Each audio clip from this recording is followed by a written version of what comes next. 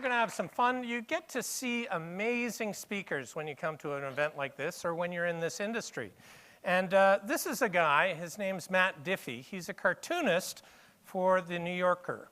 And to be a cartoonist, you have to create lots of cartoons because the majority of them get rejected. And these are some of the rejects. This is two police dogs talking to one another, beautiful German shepherds. And the one says to the other, "I'm starting to really like the smell of cocaine." This is a young couple, and she's just broken up with him, and he's quite hurt. And so she says to him, "I hope we can still be cousins." Now, you know, we're talking a lot about innovation and creativity and so on, and this is a guy talking to his cat, and he says, "Never, ever think outside the box." There was a fun little thing I thought I'd show you. This is over in Ireland. It's been a really good night the night before. This is Saturday morning, and you can see there's a little white car there in the drink that's fallen in. So they bring in this truck to pull it up, and they're doing quite well. They're getting it out, and almost there, and then, whoa! In goes the red truck. And so the guys, they say, "Oh, geez." They sit on the dock there and they think about it and they decide what they need to do. There it is. They bring in a green truck. And so they're leveraging up the little white car and they're doing quite well, coming out, all the way out. And now they're leveraging the red truck against the wall. And oh dear, in goes the green truck. And so they think really hard about what they should do about this situation. And they come up with a brilliant idea. They're going to bring in a blue truck. And so the question really is, I don't know, you've probably all heard it, the definition of insanity. So we live in a time that is unlike any other time in human history. And my new book that I just submitted the proposal to, and there's 6 publishers who want it, is I'm calling it "A Crisis is a Terrible Thing to Waste." And we're actually facing 4 concurrent crises. I won't spend too much time on this first part because it's kind of challenging material. But just to put it, when I was over in Davos this year, Putin mentioned that Wall Street investment banks lost more money this year than they made in cumulative profits over 25 years. That is staggering. And in fact, when you look at the bank bailouts globally, they now total $3 trillion. And do you know what Wall Street bankers did for that exceptional performance? They gave themselves $18 billion of bonuses for losing more money than 25 years of added profits. And they're wondering why there's maybe a bit of backlash. Bad PR decision. And then a related problem is the 51 million jobs globally that are going to be lost this year, according to the ILO, the International Labor Organization. This report came out while I was at Davos as well. And, you know, it's staggering. For instance, GM is going to lay off just 100,000 people through dealerships, right? Boom. There are big impacts. And I hate to tell you, but the worst is not over. Because as these job losses work their way through the economy, there will be a ripple effect on communities. There already is. Now, the good news is there's hope, but we need to think implicatively about what is going to happen down the road. And every organization is going to be affected because we're creating the largest deficits in the world's history and the largest cumulative debt of national governments. And that will have to eventually be repaid, and it will affect every industry. It will have a cascading impact because once we're out of this recession, there are going to be government cuts on programs in order to eventually balance the budgets and achieve surpluses. In other words, is your organization prepared for the kind of tectonic shifts that are going to occur? We need to look down the road. For instance, if you're in healthcare, you might think, we are immune to change because budgets every year have increased in healthcare since 1945 here in the US. We're immune to change. Well, no, we are not.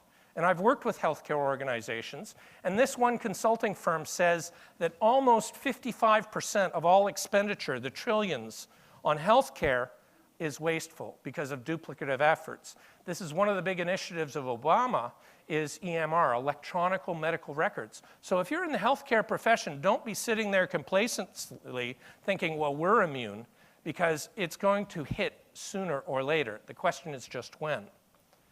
Finally, a third problem we have is climate change. You know, and it's not just environmentalists who are worried about this. This is Swiss Re, the second largest reinsurance firm globally, who's seen the doubling of payouts due to catastrophic weather events every decade, and the trend is continuing. So it's business that has jumped on this. Of course, we have an inconvenient truth, which not only won 2 Academy Awards, but it won Al Gore the Nobel Peace Prize. And I'm very fortunate to be one of the very few people who can actually give his entire presentation. I do it as a freebie, as a tack on to my speaking. But it's not just Al Gore who's concerned about this. This is the former chief economist of the World Bank, who was commissioned by the UK Chancellor of the Exchequer to study the economic impacts of climate change. And this is what Sir Nicholas Stern, now Lord Stern, said. He said, if we don't act, it's going to cost the global economy $7 trillion. It's going to be worse than 2 world wars and a depression added together. We're going to see 40% of remaining species extinct by 2050 unless we change. We're going to see ocean levels rise, creating 200 million ecological refugees. When Bangladesh is underwater, 60 million people just lost their homes. He said, however, there's good news. We can create millions of green-collar jobs, and if we act right away, decisively, preemptively, immediately, we can spend only 1% of global GDP to avoid these catastrophic consequences. Now, the important thing to note here is Stern is not an environmentalist who's alarmist. It's the former chief economist of the World Bank.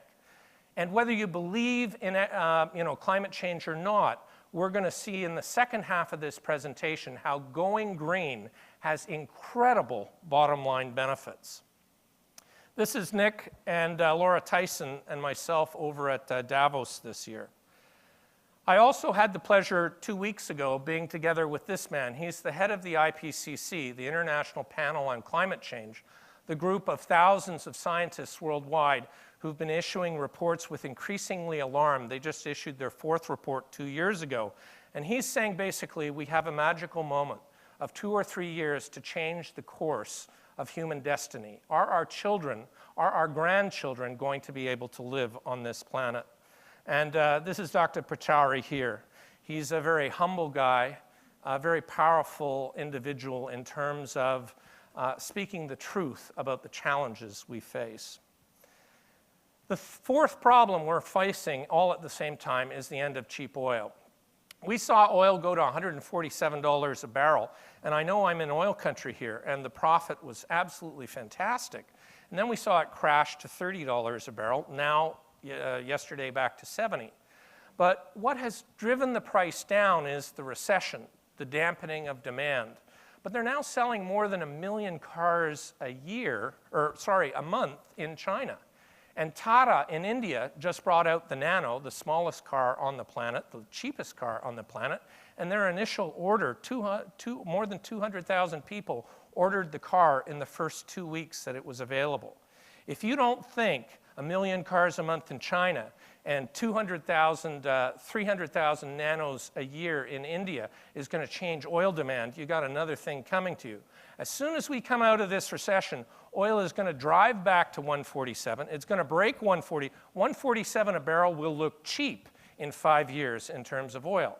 And this is driven by this phenomena called peak oil. And with peak oil, it's not that we're out of oil. It is that we have achieved the maximum rate of extraction. In fact, there are almost 1 trillion barrels of oil under the oceans and the Earth's crust. It's just we can't pull it out any faster. And so this is the actual impact of peak oil. Now, there's both peril and there's promise. This is a joke, actually. But there's both peril and there's promise. I want to give a little cautionary tale. In the first oil crisis in 1973, when the price of oil quadrupled in just 18 months, Japan realized how vulnerable its economy was because 100% of its oil is imported. So they began the most aggressive energy efficiency program in Japan in the world's history. And their heavy industries were able to improve their efficiency by 35% in some cases. And steel, which is hugely energy intensive, was able to do amazing things. And in fact, this is the result. The energy efficiency of Japanese steelmakers was 41% better than American steelmakers. And the result? 230,000 American steelmakers lost their jobs. So was being energy inefficient a huge advantage or a ticking time bomb? And here's the bad news. In North America, we have the most energy inefficient economy globally. You can see the US there at the far right. There are countries, if you look down to Denmark and to Switzerland and Japan, that produce with only, for instance, 16% less energy, almost the same amount, or sorry, half the energy, produce almost the same amount of GDP.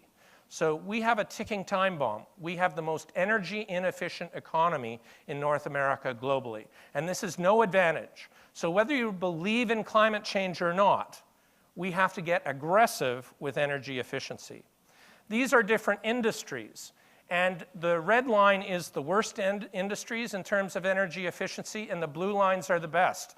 You can see huge differences. For instance, electric utilities, you can see some utilities are 12.5 times worth than others. I can tell you which are going to be blindsided when cap and trade comes in, when carbon taxes come in, when people start really getting concerned about their carbon footprint. Every industry is affected. And if you're not paying attention, you know, it's leaders who are responsible for their industry surviving in the long range, in the long run. So there are three benefits that you can get out of focusing on these issues. The first is cutting cost. And McKinsey & Company, the preeminent management consulting firm worldwide, did this study where they showed how much it costs to abate or reduce each ton of CO2.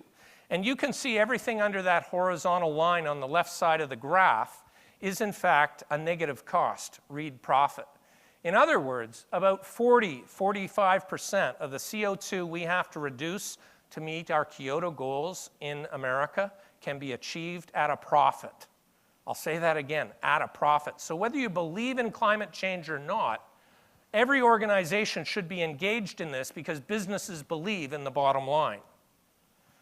Another study by McKinsey showing the IRR, the internal rate of return on energy efficiency, being better than the long-term returns for the stock market and real estate investing. Now, we've been told through our whole life the two things that will make more money for you long-term than anything else are the stock market and property. Well, I tell you what, energy efficiency is better by 70% than the stock market. Before your company invests in stocks, it should be investing in energy efficiency. And this is a substantial amount too. $170 billion a year for 13 years, that's $2 trillion in North America can be invested in energy efficiency with these kind of returns. Again, the preeminent management consulting firm worldwide telling us this. Here's a great project. I just finished a global consulting project with IBM on carbon footprint. It was great. In my interviews, one bank, remains nameless, has 40,000 PCs on 24 by 365. Why? Because the IT department pushes out upgrades and virus patches overnight. They're going to invest in a small piece of software that updates each PC individually, then turns it off.